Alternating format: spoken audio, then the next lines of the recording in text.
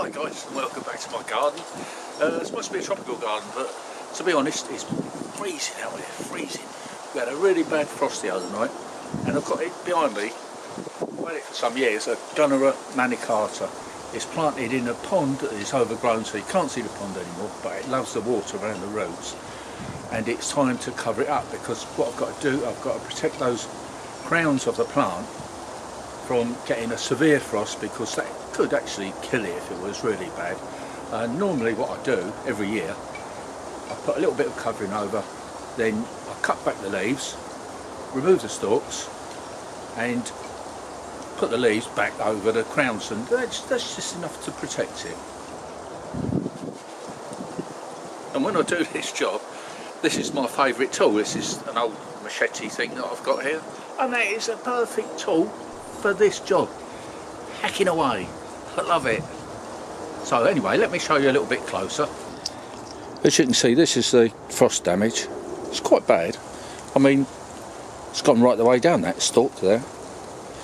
This is one of the crowns that has got to be protected. This is next year's new growth that's coming along there.